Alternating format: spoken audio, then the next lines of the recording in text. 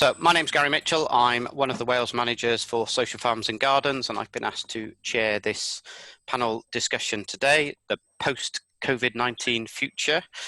And we're obviously not going for the whole future, but future for community gardeners and farmers, and how we're sort of able to use land and access land. So we've got three speakers today. We've got Chris Blythe, Chief Executive of Social Farms and Gardens, Paul Savidant, who is the Chair of the Board of Trustees for Social Farms and Gardens, and Kate Swade, who is an Executive Director from Shared Assets. I'm sure some of you will know the names behind some of those, but maybe not all of us. I'll ask them all to give a brief introduction once I've just run through some of the housekeeping rules, and I'll do the same for myself shortly as well. But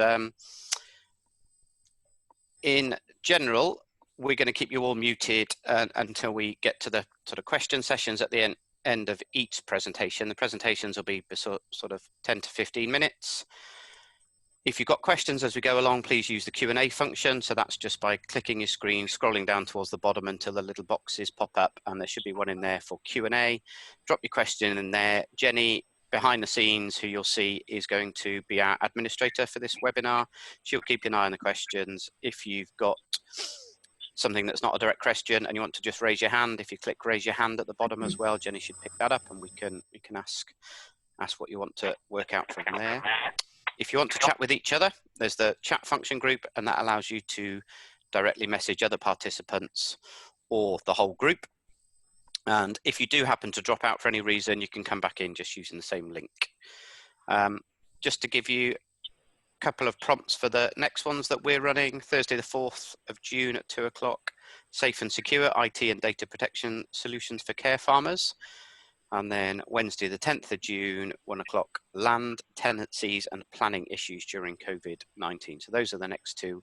We're running these throughout June and possibly even longer, and we're trying to get partners on board where we can as well. So I know we've got others planned with the likes of Land Workers Alliance and things like that. And we've set up or relivened our older Social Farms and Gardens Community Gardeners group on Facebook, not our page. So we've got our country pages and our main page, but this is more of a group where you can chat and interact with each other. So if you want to sort of join in that discussion, search for Social Farms and Gardens group on Facebook, apply to join the group, and that's being administered by Miriam, one of our Northern Ireland team members. But there's quite a lot of useful discussions carrying on in that one. Okay, so that's my presentation finished. I'm going to stop sharing my screen shortly, and I'll just give a very brief introduction to myself. So as I said, Social Farms and Gardens Wales manager, joint with Nicola Perkins. And in my sort of background, I suppose, I've been interested in food and community food for, well, a very long time. My father was a grower all of my life and a professional gardener. I have helped set up and establish quite a number of mid-Wales based community food groups, Cultivate, some of you perhaps be aware of, founder member of Montgomeryshire Food Network, and I'm also a director of Open Food Network, so a sort of global ethical supply chain system for local food. The running order for today is we're going to ask Chris Blythe, our CEO, to start. Then we're going to ask Kate from Shared Assets to go in the middle, and then Paul to finish off at the end. So Chris, if you could introduce yourself to the attendees. Hi all, I'm Chris. I'm the CEO of Social Farms and Gardens. I've been in role for about 3 years now. Saw the organisation through the merger with Care Farming UK, and now with the COVID crisis. Before I joined Social Farms and Gardens, I worked for the Conservation Volunteers for a few years, before which I was a project manager and HR manager in the retail world, so quite a varied background. So that's me. Thank you, Chris. And Kate, would you mind introducing yourself?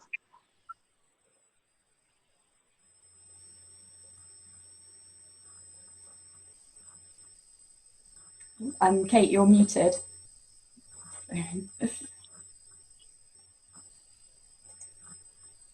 Sorry, I was trying to have good Zoom etiquette there, and it's, but yeah, classic. Anyway, sorry.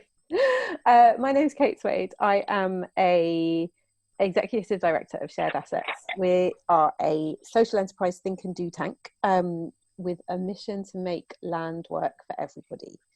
What that means in practice is we do a real mixture of things, from direct support and working on programs. We've done some work with SF&G on growing together, for example, supporting community gardens, growers.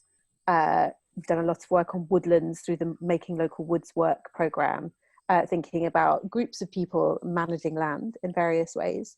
We also do quite a lot of consultancy work directly with local authorities and other landowners who are looking for more sustainable ways to manage their land, and thinking about new governance models and new business models for managing land.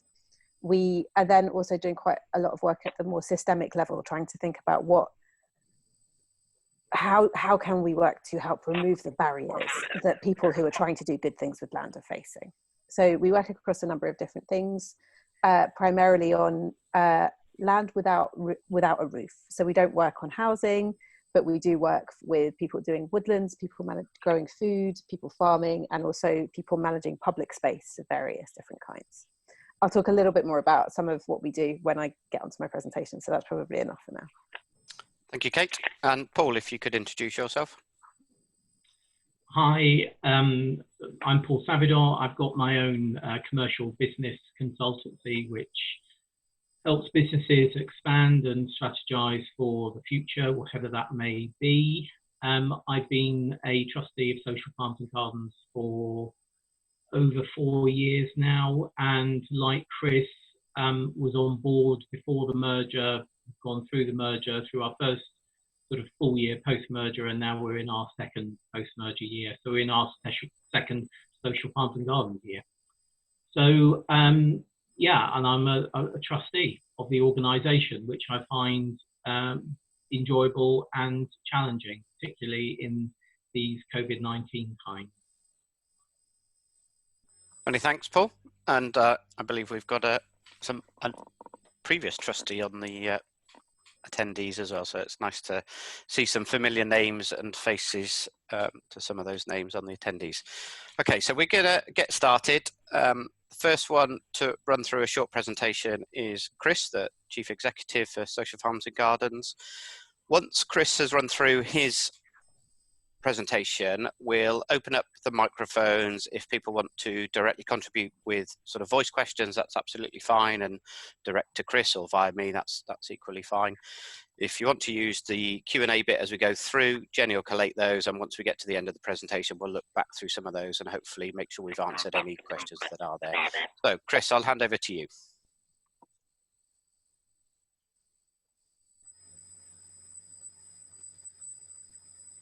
Thanks very much, Gary. I too was muted, so hopefully that's better.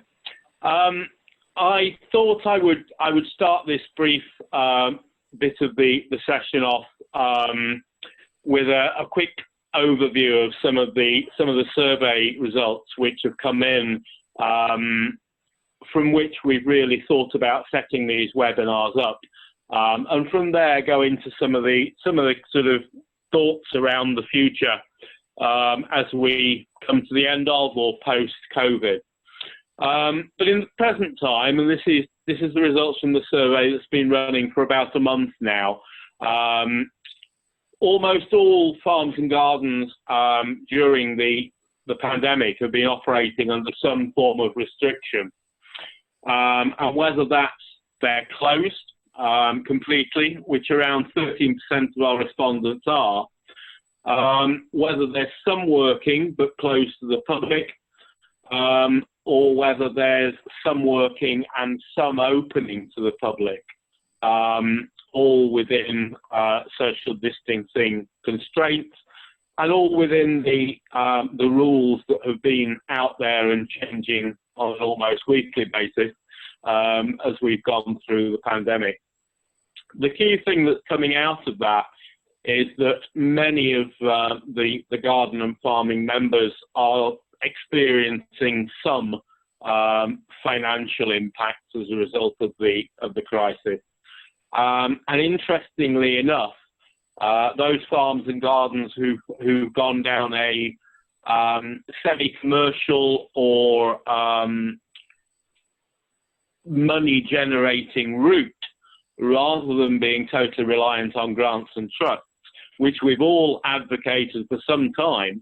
Those are the farms and gardens which seem to be impacted more in the present crisis than those that are totally reliant on grants and trusts.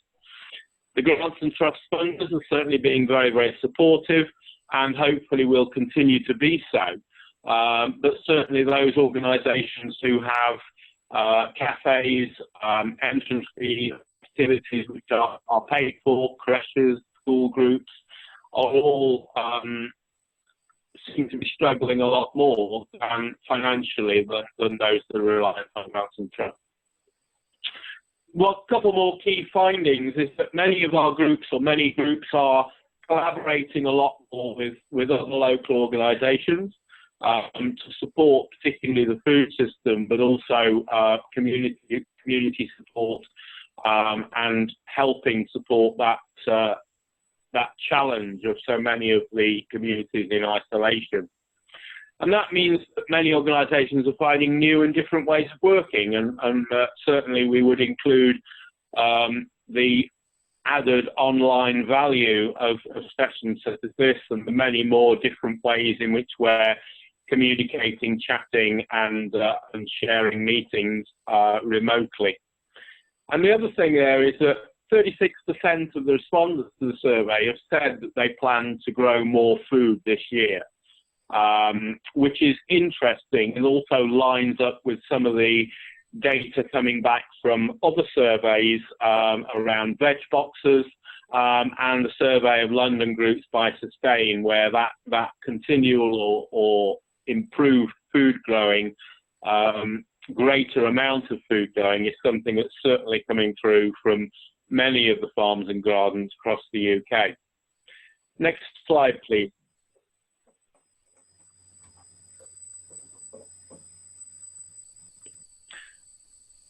And I think that links really nicely into some of the press coverage that's out there, some of the themes that we're seeing within the media, and all the way from Bangkok to the UK there. An article from the Bangkok Post from yesterday, clearly giving that message that sustainable vegetable growing is something which many people are turning to as we go through this pandemic. And there, the UK-based Guardian article, which I'm sure many people have seen, that the lockdown is creating a veg growing revolution.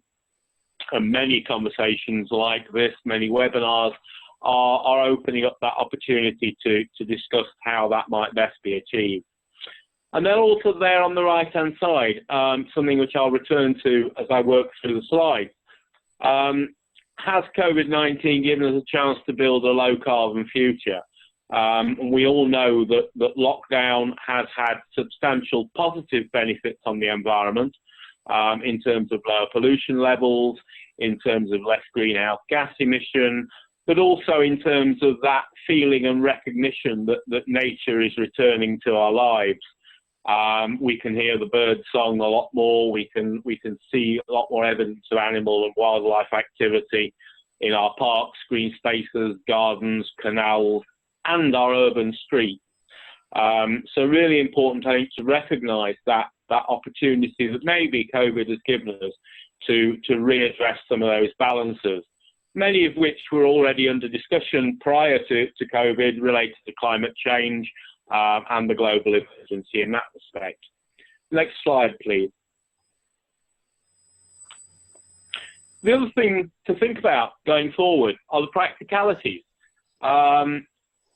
I think we all realise and expect that this won't be a quick fix, and there's no one quick solution. And I don't think, even despite some of the stuff we see coming out of government, I don't think that, this thing can be turned on and off, or will be turned on and off. I think it will be very gradual. I also think that there is quite strong potential that further lockdowns may be introduced if it spikes again. So in some form or another, it's going to be around for some time. And the important thing we need to think about as organisations and groups is how we can mitigate for these changes. But also in terms of finance and in terms of survival, the need to reopen and get up and running again. And I think that's really important. With that in mind, we certainly had a number of emails within Social Farms and Gardens around practicalities and how do we put risk assessments in place for gardens opening up? How do we think about what processes those farms and gardens need to put in place? Next slide, please. I just wanted to share an early example, and we'll share this as a document once it's been signed off. So one of my other hats is working with the Open Spaces Forum in Birmingham. And one of the key things there is, as we went into lockdown, the council have certainly said no volunteering, and volunteers are all sort of not to do activities, even if that's as an individual litter picking, and that was totally shut down. What we're starting to see now is an appetite for volunteers to return to parks and open spaces and to start and pick up again some of those activities. So as part of that, in conjunction with the local authority, Birmingham Open Spaces Forum are starting to develop a risk assessment for conservation and gardening for safe working, and also a series of documents that support that in terms of what volunteering and member groups should be doing. And this is just a one page of about 12, based on the local authority risk assessment for their staff, but just around what should go into a volunteer group or a spaces risk assessment as they start and re-begin activities as we come out of the lockdown, as we're starting to see. So hazards and control measures, and then some risk evaluation. And there's a supporting document for that as well, which, as I say, I'm once we've got it approved within Birmingham, happy to share more widely. But that, I think, is an example of one of the practicalities that organisations can be looking at, and Social Farms and Gardens and others certainly will be trying to support that. Next slide, please. So impacts on the food and community sector. We all know how vulnerable our food system is, with global supply chains, with mass production, etc. And I think one of the things that the COVID has really highlighted is the impacts. And I remember watching Tesco last night with the pictures of the empty shelves and how Tesco have responded valiantly to the crisis. So there is a huge impact on our food chains, and that, I think, will continue to impact for a long time. But it will also keep food at the top of people's minds for a considerable amount to come. What we have, thank you.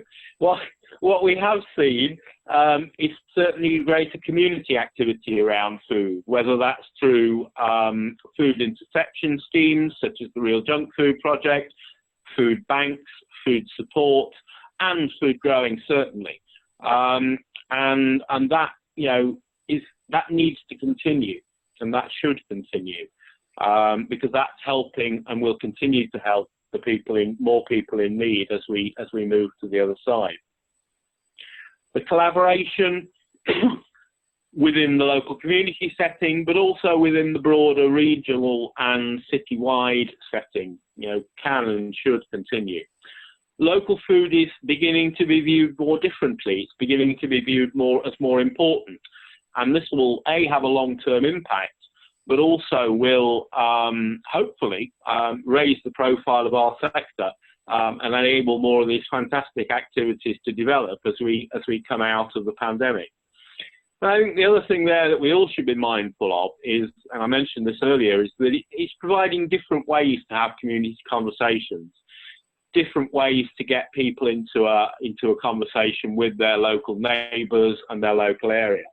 And that might range from WhatsApp groups, which are constantly pinging on your phone if you've got one, or Facebook groups or webinars like this, all based within the community, and certainly more people are getting involved, but also more people are learning new skills, how to manage, take part in, and be involved in online meetings. And that's something that actually, in the longer term, will benefit many people, because in terms of, you know, even the basics of job skills, the skill base of many people has been improved through the pandemic.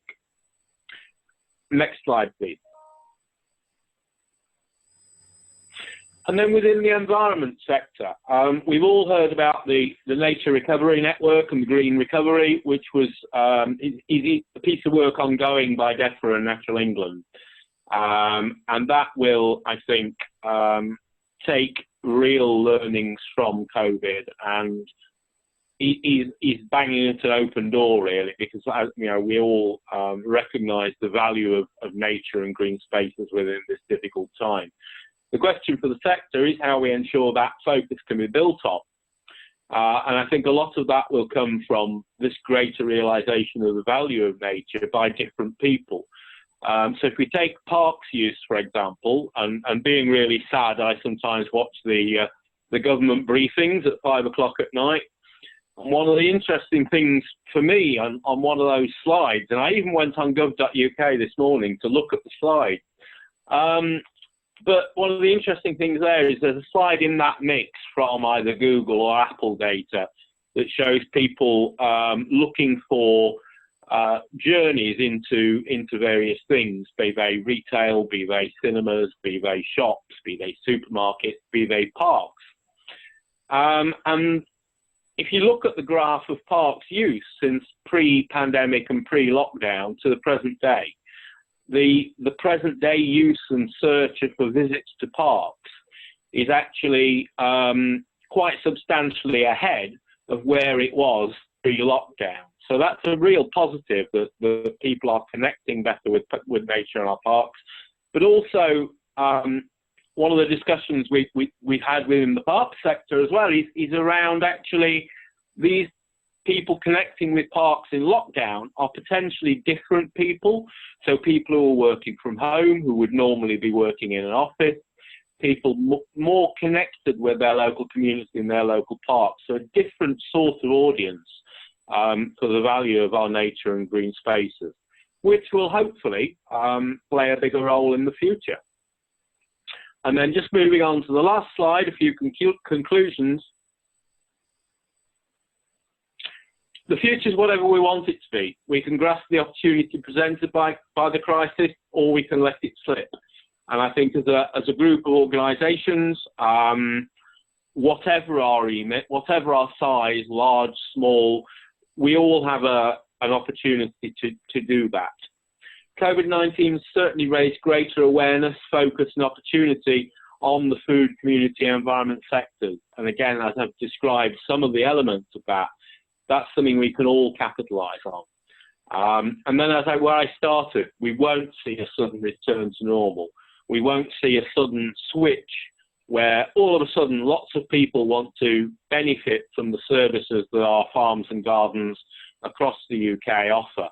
It will be a gradual return. It will be needing to maintain social distancing as long as that is the policy.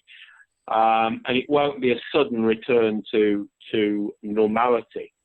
And I think the other thing there, which is really important, is to remember that our spaces, our farms, our gardens, our parks, our green spaces, all offer a fantastic opportunity to do some stuff whilst maintaining that social distancing, because they're outdoors and because in some cases they're quite large spaces.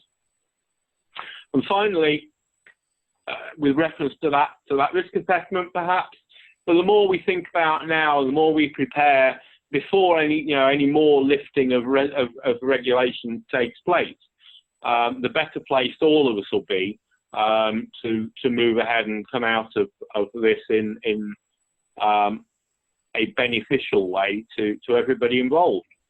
And thank you very much. Thank you, Chris. That's a good oversight of some of the current thoughts, some of the trends coming out from the survey, some of the concerns that members have had and things like that. What I'm going to do now is going to ask Jenny to open up the mics. Obviously, there's quite a number on the call, so don't be too polite about sort of jumping over people, but if you wait for a bit of quiet time, you're able to come in. Whilst we do that, I'm going to answer the questions sort of verbally as well and ask any of the panelists to jump in on answers. So I've just been trying to do a few answers as Chris was talking, partly just to speed up a little bit, but I'll go back to the order that they came in. So Kelly, thank you for your input.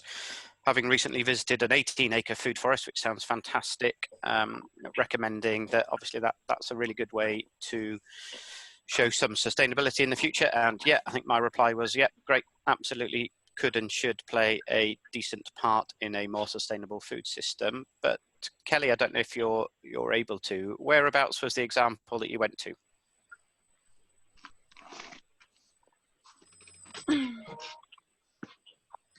Hello, can you hear me? Yep, we can. Hi, Kelly. It's Karuna Design in Shropshire. Lovely. I'm going to look it up.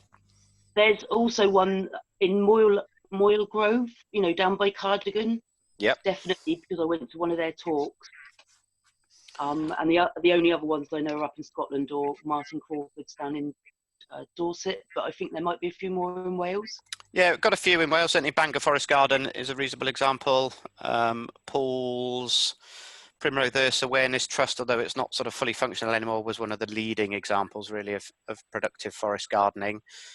But I sort of like the terminology of food forests as well, and particularly with a Welsh slant on it, we know that Welsh Government are keen to get their National Forest Project underway this coming year. It's not going to happen too much this actual year, but next year we'll certainly see developing forest plantations and woodlands coming across the whole of Wales. So if we can get some of those more into food productivity, that would be fantastic. Thank you. But yeah, it's a great thing to recommend. I'll try and look it up and we'll share some other links to some of these sites, because what Jenny's been working hard in the background to do is to sort of share some really good best practice from across our membership, and we're doing that on social media as well, so people can not only see what else is out there, but how they're managing to do things. Wendelin, I'll move on to your question as well. You run a permaculture project with a forest garden and you're hoping to open up to the public, which is fantastic. Give me an idea of where you're based, Wendelin. We are based in North Devon, North Devon, near Oakhampton. And we have an off-grid permaculture demonstration project, so we are actually demonstrating the practice of permaculture. We focus on delivering it to children. We've worked in preschools, and we try to encourage people really to use the forest garden technique in their growing and how it supports their well-being. And that also means that then they are looking at how they can eat nutritious, grow and eat nutritious meals. But yeah, so we're actually looking as to how we kind of really step into really just offering what we're going to do. We were going to do it just before the lockdown happened anyway. And I guess we're kind of now coming back to how do we do that? Yeah, how do we just step into it and really make it work in that sense, I suppose. Yeah, no, great. And I'm hoping we'll be able to help you out a little bit during this call, but equally what we've got on the website is going some way to allay some fears and give options, as Chris hinted to. Sort of there are some decent risk assessments coming out now that we're absolutely willing to share and keen to support groups to complete even as well. But what's the name of your project so we can all have a quick Google or find you on Facebook? The name of it is called Wish Tree, but the social enterprise that we run is North Devon Permaculture. CIC. So we're on the web, internet. So yeah, North Devon Permaculture. Great. And if anyone wants to, whilst we're talking, drop the names of their projects in the chat boxes. We'll store those and then we can have a good look later on and share them as a list. Thank you, Wendelin. That's it's certainly a current topic of how people can get back, and comes nicely onto your question, Kate, around highlighting the differences between different countries and different stances the countries are taking, and the way that they're sort of relaxing some of the lockdown measures, if you like. That obviously does complicate it, and it certainly complicates it a little bit for an organisation like ours and shared assets that work sort of across all of the regions. And I guess what we're trying to do is particularly via our website, is we refer people back to the country-specific information that exists, and then trying our best to interpret that to the best of our ability. But that still does often leave grey areas, and I get your point, Kate, exactly about, well, at the moment, the rules sort of stated that volunteering isn't really possible unless you're volunteering for another organisation, and it doesn't mean being out in physical contact people, but you could volunteer if you were doing direct pandemic work. And I don't know the answer to that one, but we can certainly try and find out and see if there's any more clarity to the guidance, particularly with the changes that came out, or the slight changes that came out on Monday. Which project are you talking about, Kate?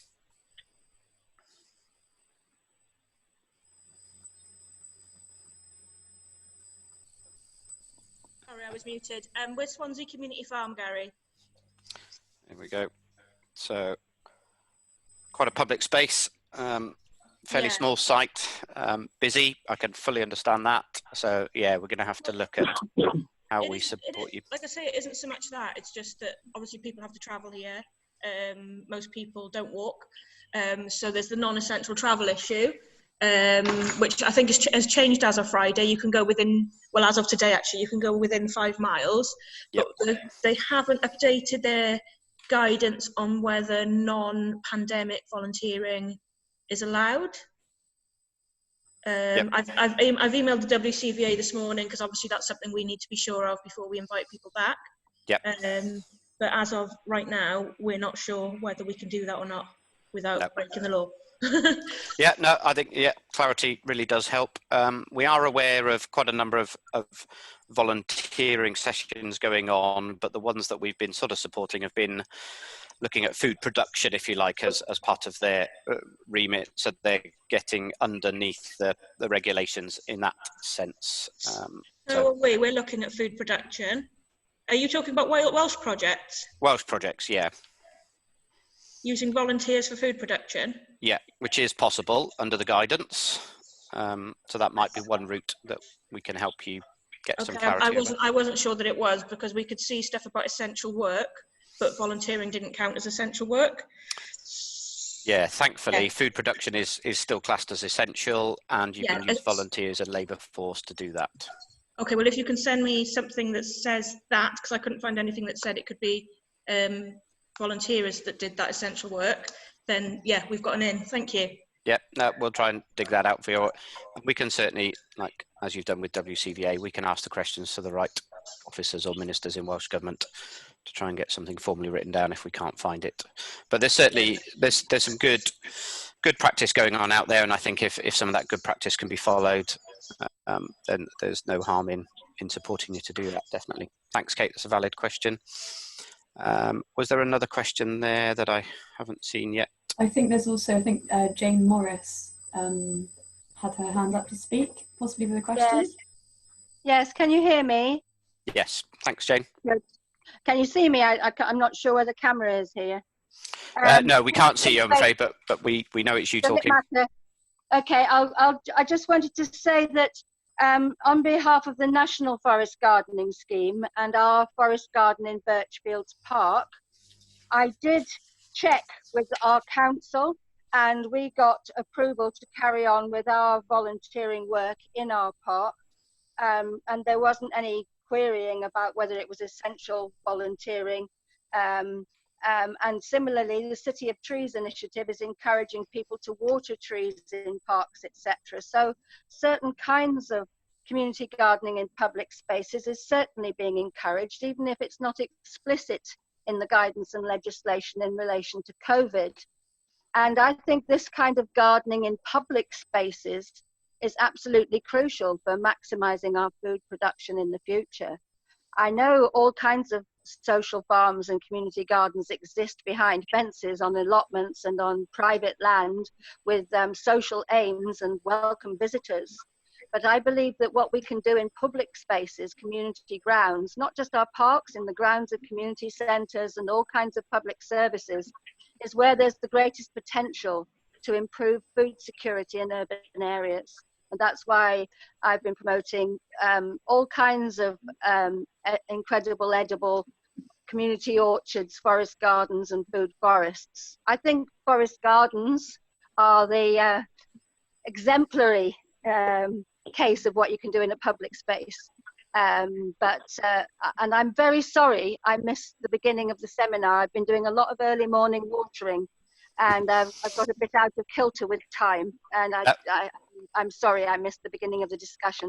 But I did share the work I did on COVID with Chris and Jenny, that I did on behalf of the National Forest Garden Scheme. And if there's any way I can help these discussions, I'd be very happy to do so. I got support from my MP and others on that work, as well as the local council and my national.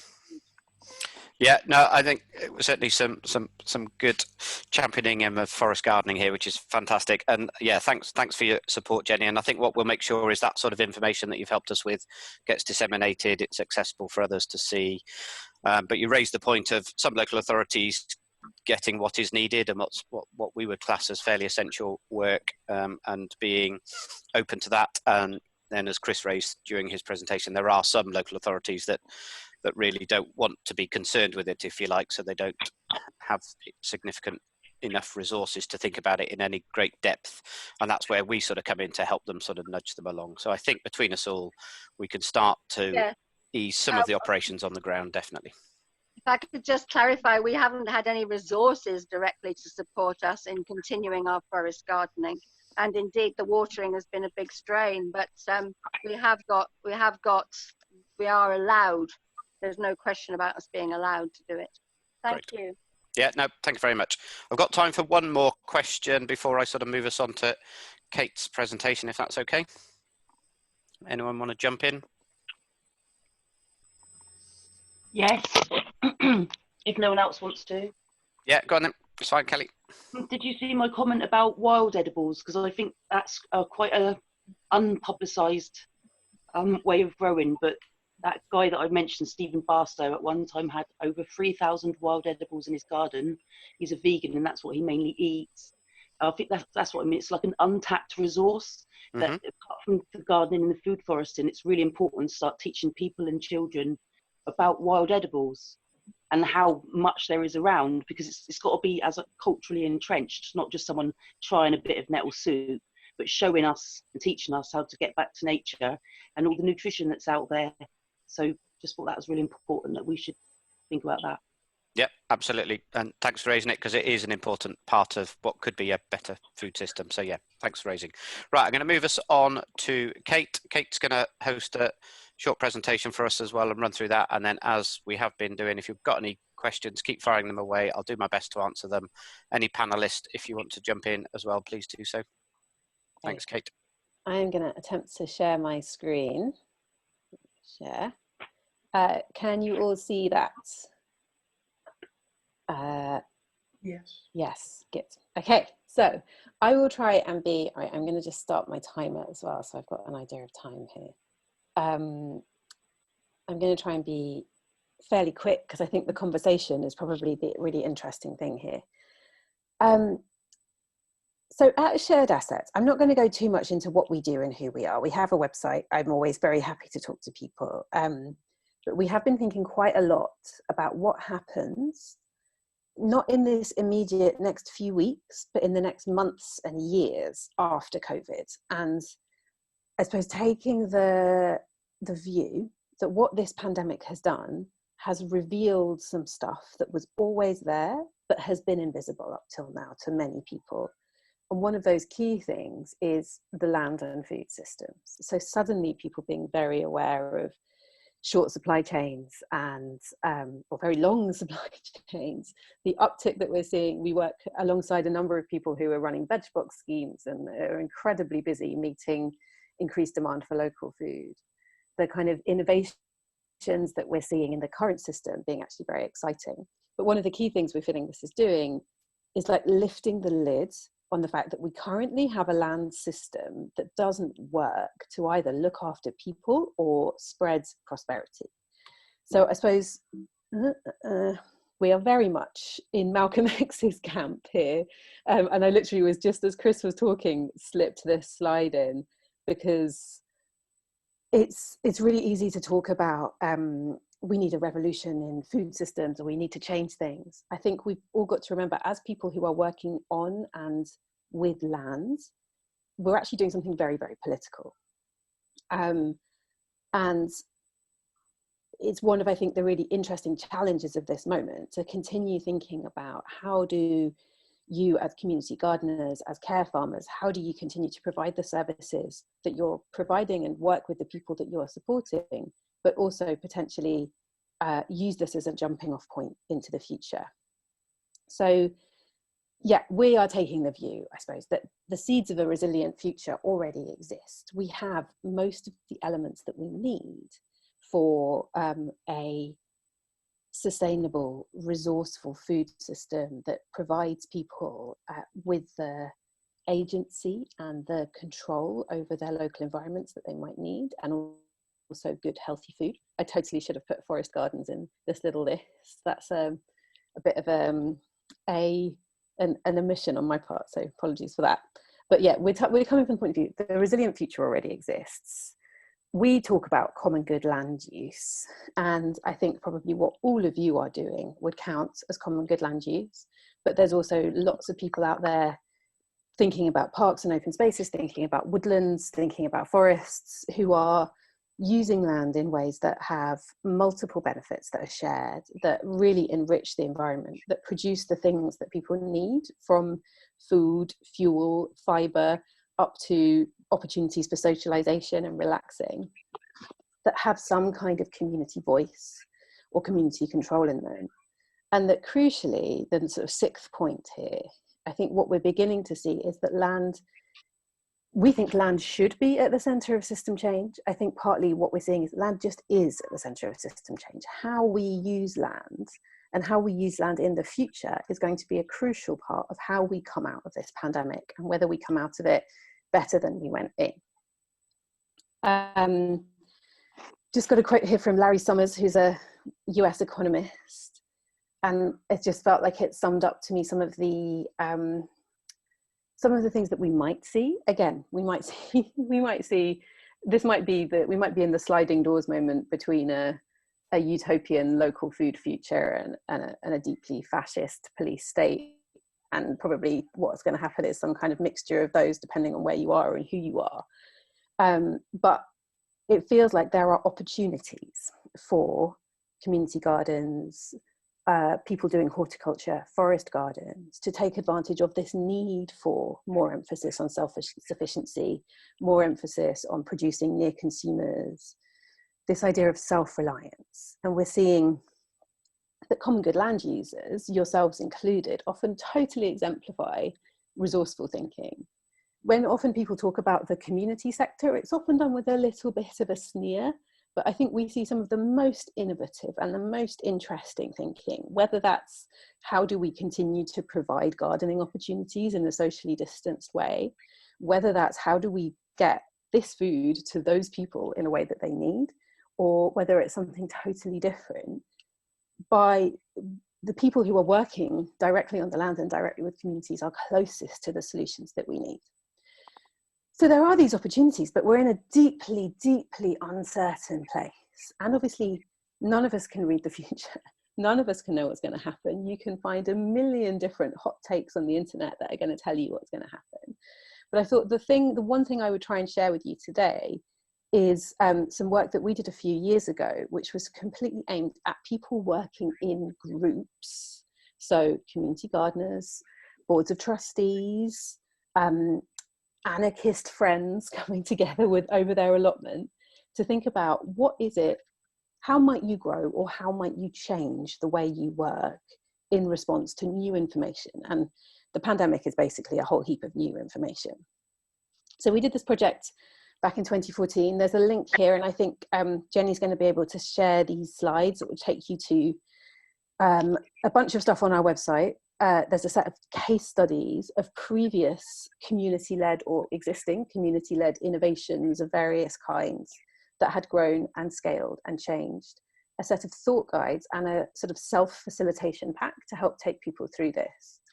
We did a whole bunch of research, loads of interviews, talking to people, because one of the things we really wanted to learn is how can we support, and what support do land-based social enterprises in the broadest sense need in order to have the biggest impact that they can.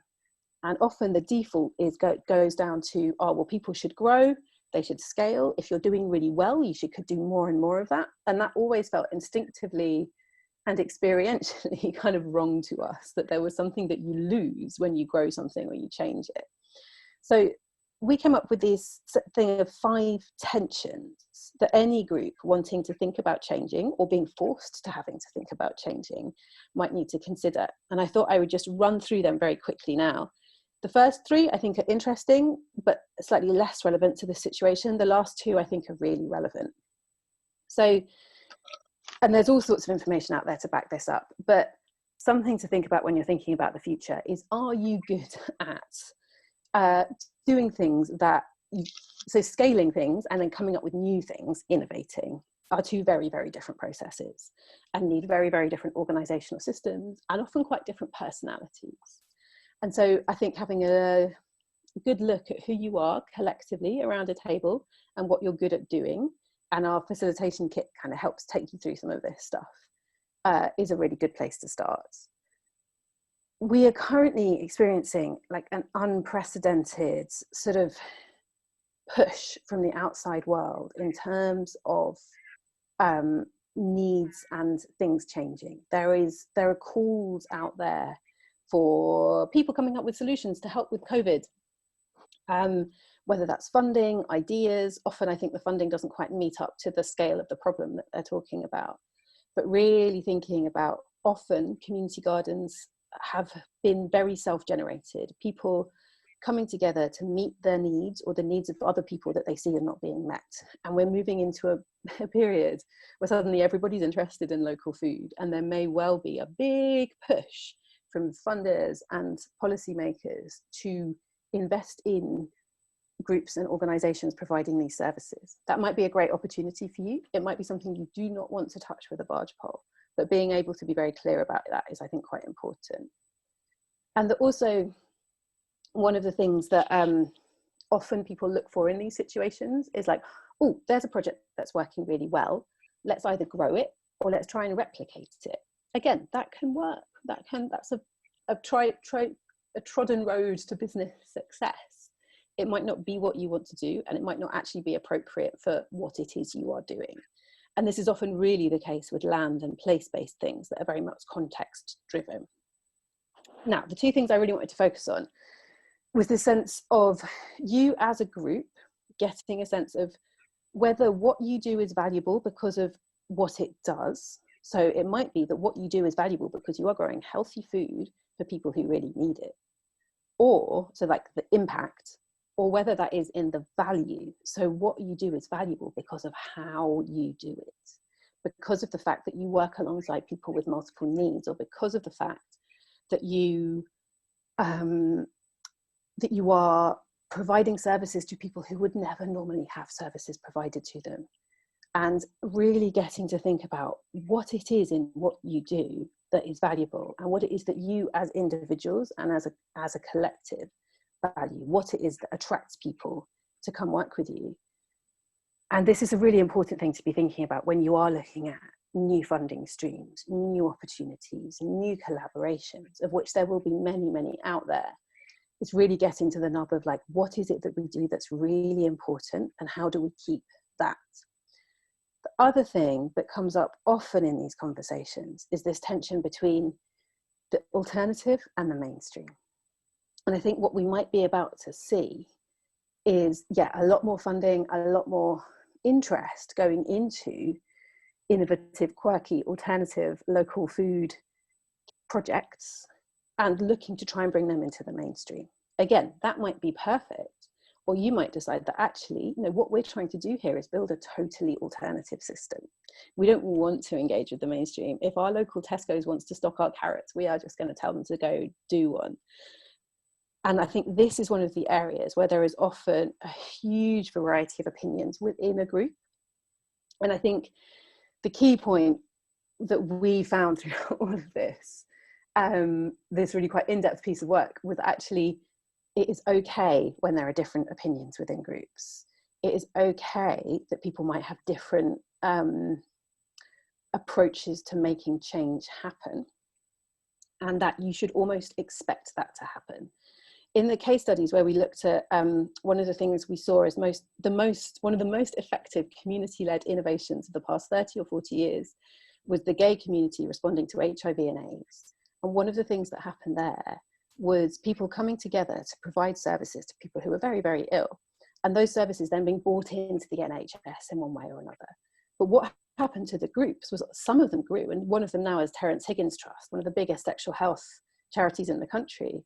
But lots and lots of them splintered and other groups set up and people spiraled off. And in a way, I suppose the one thing we might want to take from this situation is that the group you are in right now may well look very different from the group that you are in a year's time. And that is not necessarily a bad thing. That is not necessarily a failure. Actually being able to have a group conversation about what's really important to you and what you really need to hold on to is going to be the key thing. And that is all I wanted to say, but I can't make my screen work. There you go. That's what I wanted to say. Thank you very much. Thank you very much, Kate. Yeah, really interesting to sort of see previous work that's gone on around these sort of spheres and the messages coming out. So really grateful for giving us an insight into part of your sort of previous bits of work, but I know you're involved in 1,000,001 different things, so that is just a snapshot of the sort of food related stuff, so thanks for sharing that. There wasn't any direct questions to there that came up on the Q&A, but I'll ask Jenny to open up the microphones again to you. Kelly just raised the point again, that wouldn't it be a fantastic opportunity to have those sort of more community food harvest festivals going on once we're able to, obviously. And yeah, I'm sure many of us would support that.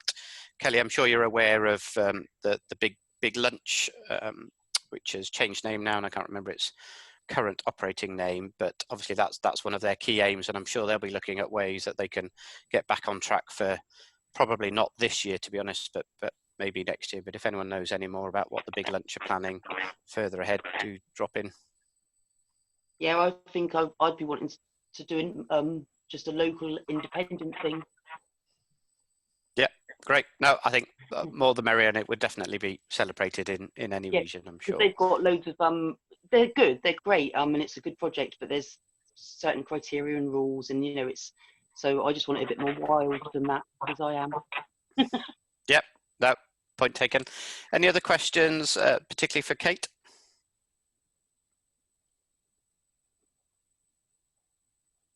Okay, I think I'd like to ask about the parallel with HIV/AIDS and services getting bought in.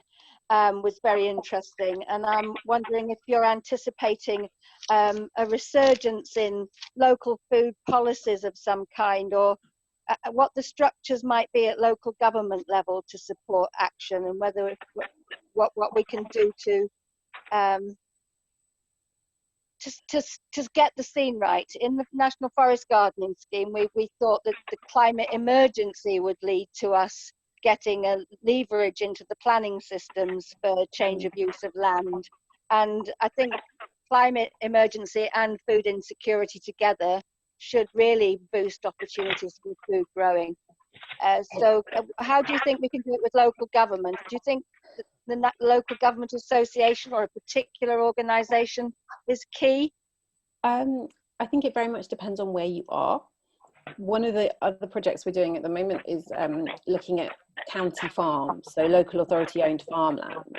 And that feels like, again, one of the big sort of unnoticed areas, like all of these local authorities who've declared climate emergencies and are at the same time selling off the farmland that they own, and letting that farmland out for very conventional farming practices. So I would say if you're in anywhere near somewhere with local authority owned farmland, lobbying for a change in how that is used should be important.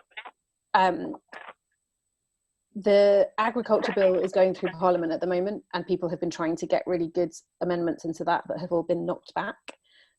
So I would expect that most change is going to happen at a context by context, local by local level, and that you should be really looking to leverage your relationships in a local area, as well as supporting people like Land Workers Alliance who have some of that lobbying power at a national level.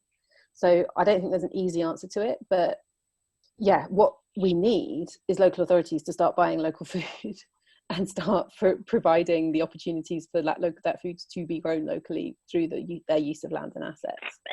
And there are definitely examples of where that is happening, but it's the exception rather than the rule at the moment. Right. Yeah, thank you. That's really helpful. I would agree with all of that, but I suspect that we also need to get all public service land prioritised for better use, particularly absolutely. NHS and education land, but probably more widely. And then there's the whole question of all these businesses that want to do carbon sequestration one way and another, and what they might be prepared to do to support us, I think. Yeah, I mean, we have a lot of land, and there's more. There's more golf courses.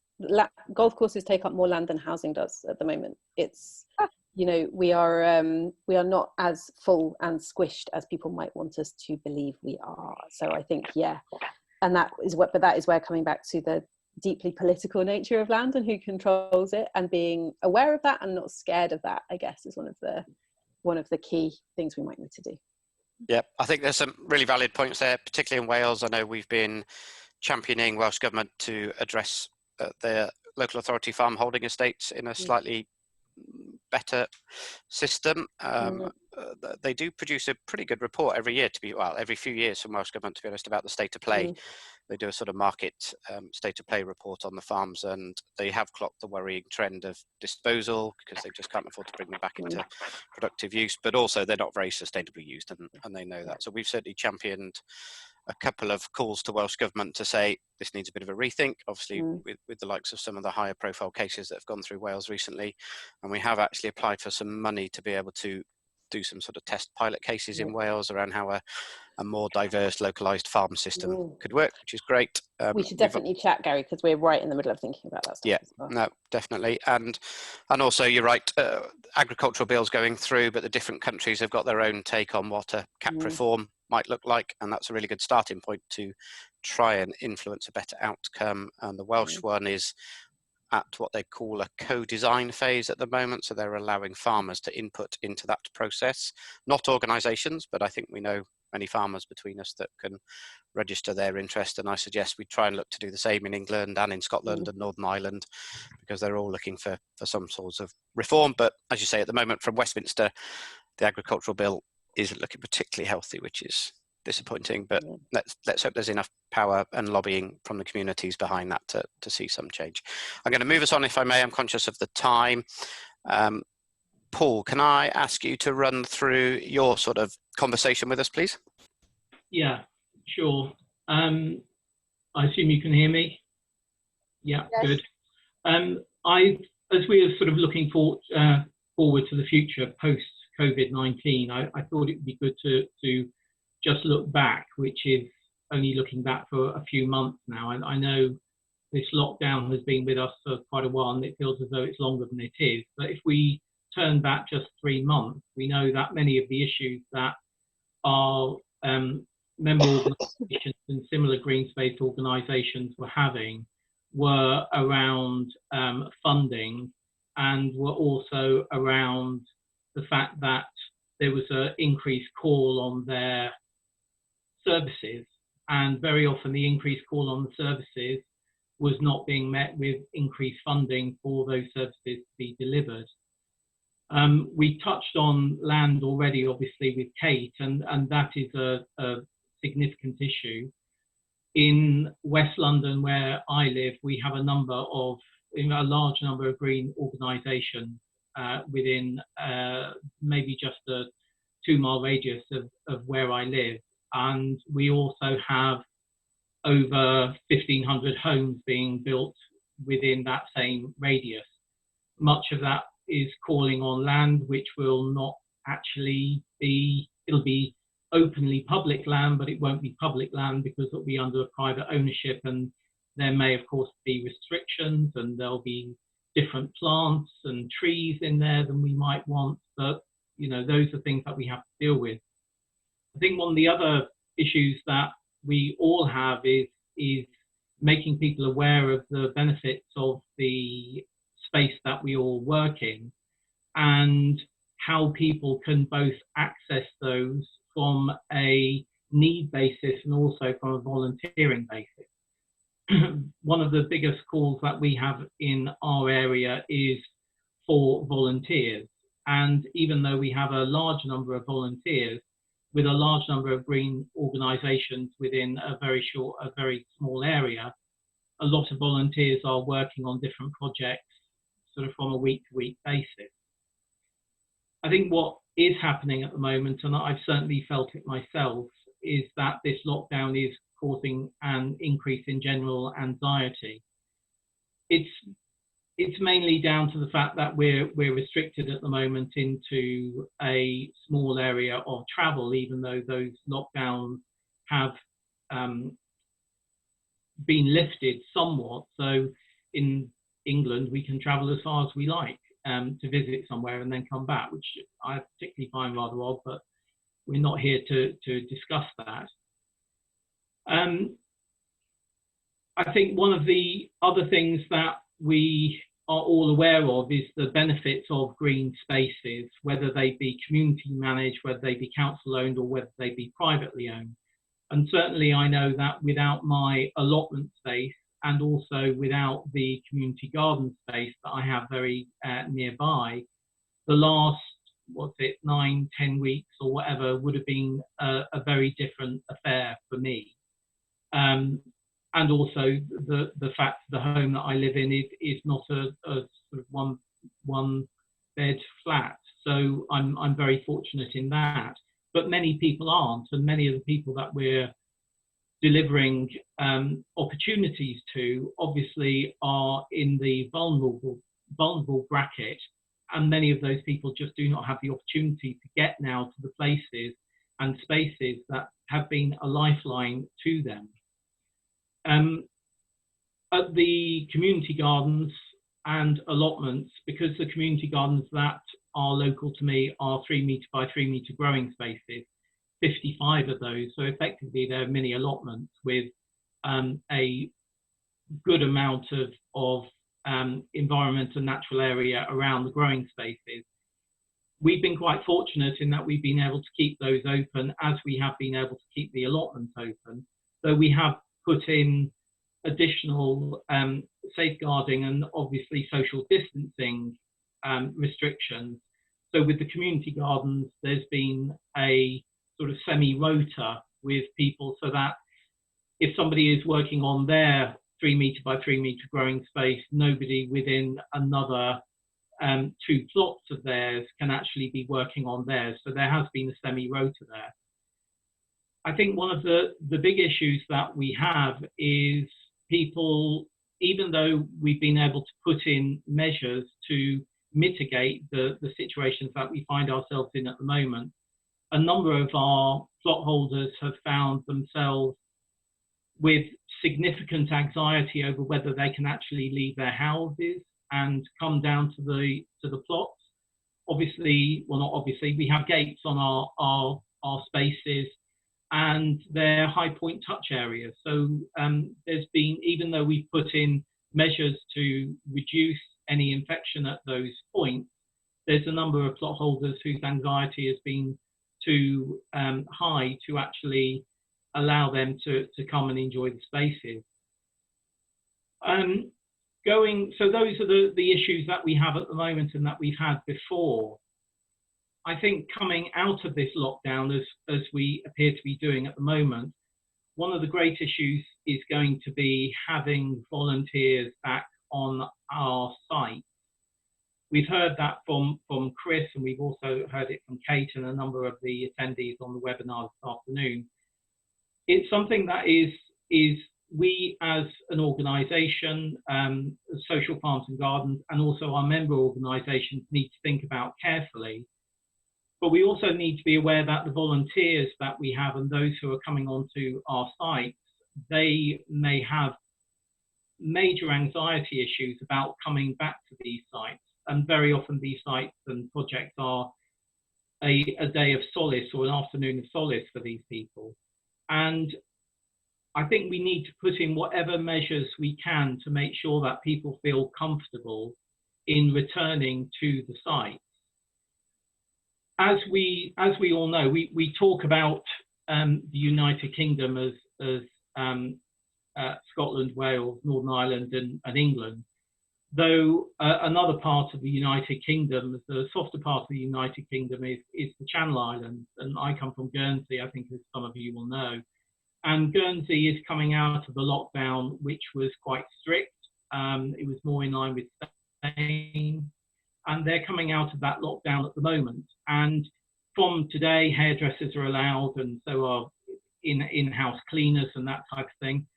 And what I was really pleased to see was the fact that Edible Guernsey, which is a growing space in Guernsey, it's in a large greenhouse, so it can be quite hot at the moment. They had their open day yesterday. And it was an opportunity for people to come and socially distance, but actually see what was going on. And in order to prepare for that, they had a socially distant working party on Saturday. And it'll be interesting to see how that project in Guernsey pans out, and what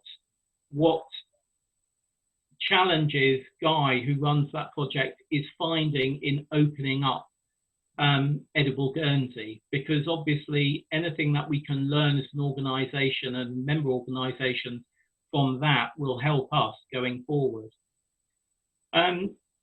Talking about going forward, a lot is talked about cities and urban spaces, and I think rural spaces are having a particular and unique challenge at the moment, often more restricted from people travelling to those spaces.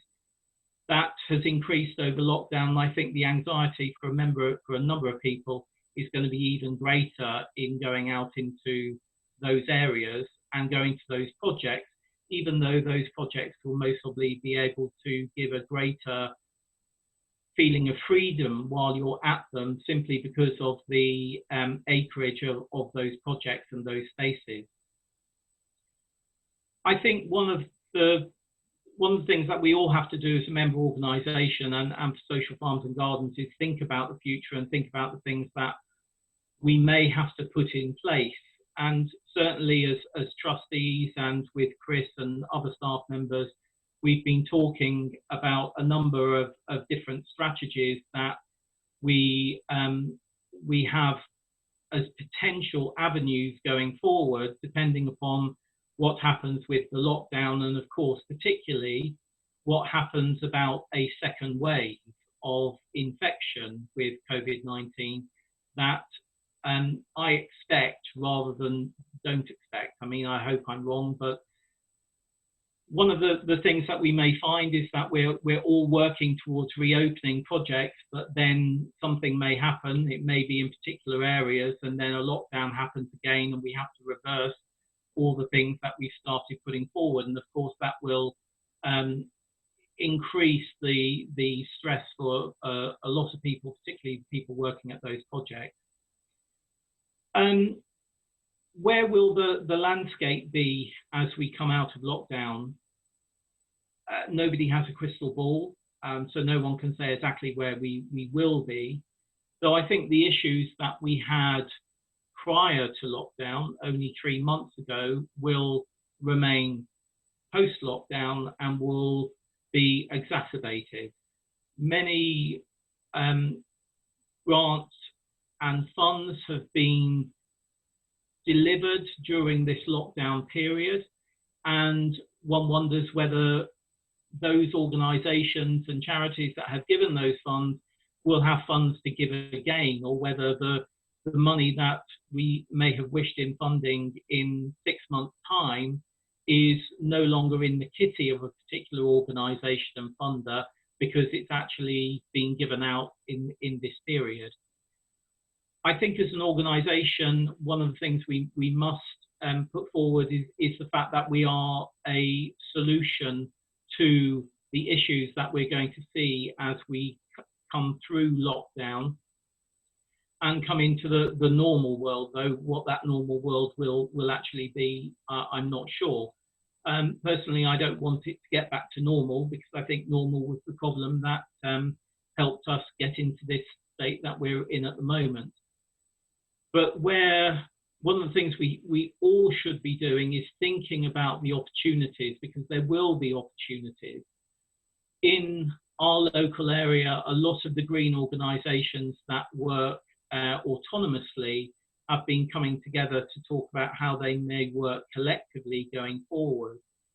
And certainly that's something that I'm keen to look at in our local area. And I think if there are networks that can be put together by member organisations within their local area, I think that's really useful. And I think a lot of that has been happening through this lockdown period anyway, simply because many organisations have been talking to each other about what they have been doing in this key time. Where do we go from here? I think we have to adapt. Many of our organisations have adapted over the lockdown period, and there needs to be an understanding that we will need to adapt again. A number of organisations have been delivering growing online, tutorials online, basic animal husbandry online, and animal awareness, animal well-being, teaching cookery online. And I think all of that needs to continue. But one of the aspects that we know that is vitally important is that face-to-face contact that we have. I was talking to one person last night who was anxious of the fact that she hadn't had a hug for 10 weeks. And I think maybe that's something that we're all missing at the moment. So Gary's told me to wrap up. I think that's fine. I'll wrap up now. I can waffle on. Yeah, we need to adapt, and we need to understand that the months ahead are going to be, months and years ahead potentially, are going to be challenging. So yeah, we need to think about the avenues we have in moving forward in our individual projects and also in our sector. Thank you, Paul. Yeah, no, I have some really strong points and messages coming out there, and I'll do my best to have a very short sum up. But if anyone's got any specific questions, do drop them in the Q&A. I'll get Jenny to allow verbal questions as well whilst I go through my bit, because I do want a bit of a, let's say, a conversation now that we've gone through the presentations. But from my point of view, the key messages that I took out, yeah, I think, and Kate and Chris both said it, we don't actually know what things will look like once we come out. This new normal that plenty of us are talking about, that we hope it is different, but it needs to become sort of the normal, and we hope that these spikes in lockdown or restrictions don't come back and sort of haunt us for an ongoing period of time, because that will be really problematic for all of our work. I think we've clocked that there's not a total joined up synergy across all of the UK regions, country regions, and we have to manage and mitigate to the best of our ability around the messages that do come out, and trying to give clarity on those messages, or really drill into them if we think we need to support our projects. Chris certainly hinted to the pressures that there are on green spaces, and Kate, there's a lot of green spaces out there, but it's not all accessible, and maybe not delivering the widest benefits that it could. And I think there's plenty of movement in areas of that, and there will be people willing to listen around some of that.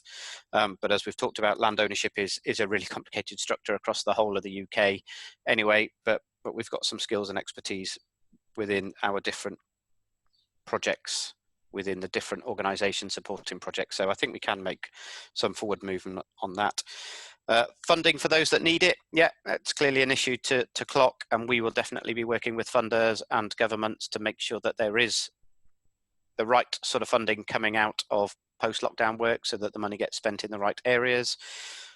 We do need to clock that, yeah, we need to put funds into this sort of pandemic crisis work and support the most vulnerable people in that, and that will eat up some previously existing budgets perhaps from funders, but I do know that some of the larger funders are really working hard how they can get a future funding streams up and running, so that after the next, let's say lottery have diverted all their funds for what was 6 months, so there's another 4 months of that to go, but coming out of that they're planning ahead quite hard on what their future funding systems might look like. But equally, we do have to clock that not all of our projects and all of our member groups need funding support, so it's then about, right, how can they operate in the environment that they want to operate in safely. So we can certainly help share best practice and guidance on that, so risk assessments, social distancing ideas, and we'll continue certainly via our Facebook page to share those good practice opportunities, see what other people are doing, because we know that that's how we all learn quite well, from others that are out there doing it and tried it and tested it, and people aren't scared of sharing where the pitfalls are. And then, yeah, lastly, and I know that there's been some support for that, stronger partnerships are definitely emerging, and I think we'll all be welcoming on that. We're all in this for the right reasons.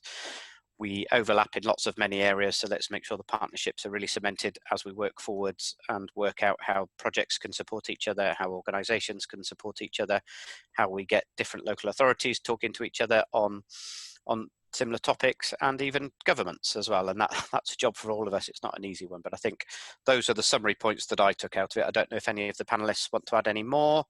If there's any questions coming in, fire them away.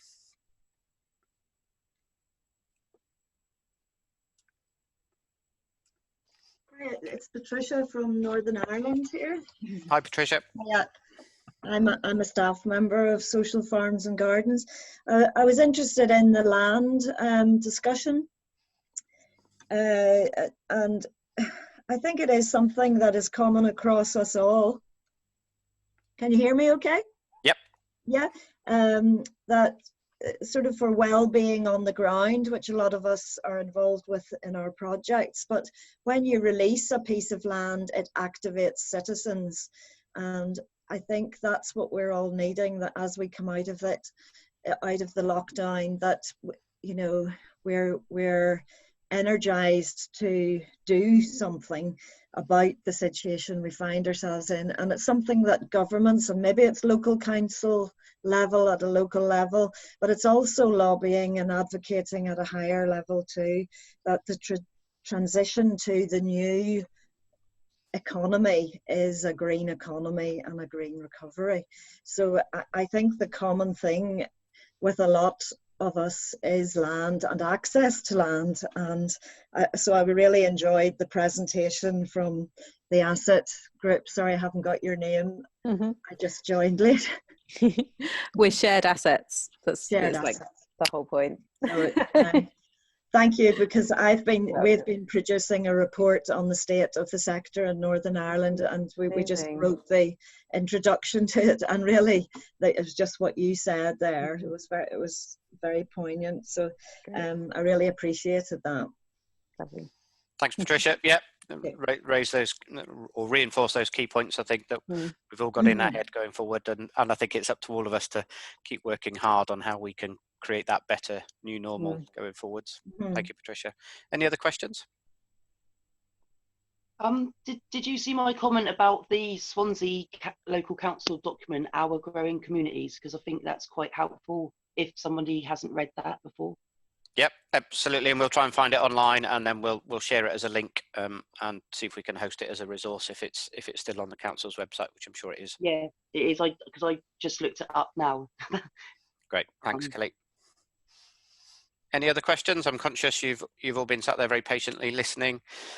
If you do want to speak up, just unmute yourselves. Otherwise, we'll give it a few minutes and then we'll sort of say our goodbyes. We're working out how we're sharing these going forwards. I think basically we will be looking to host them on a YouTube channel. Is that right, Jenny, going forwards? Yes, that's right. So all of the ones that we've delivered so far are on YouTube, but they're also all on our website under the events page.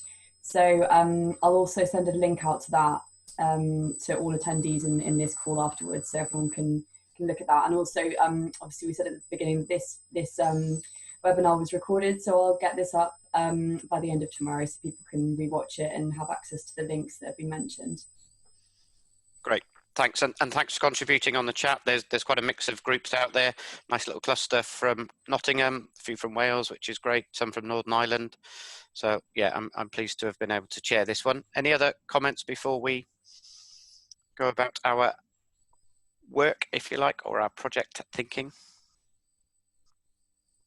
Yeah, okay, well, I'd like to thank all the panelists for giving their input, for Jenny doing the admin behind the scenes there, and for all of those that took part in the webinar today, and next one on the 4th. Hope to see some of you soon. Thank you very much. Bye.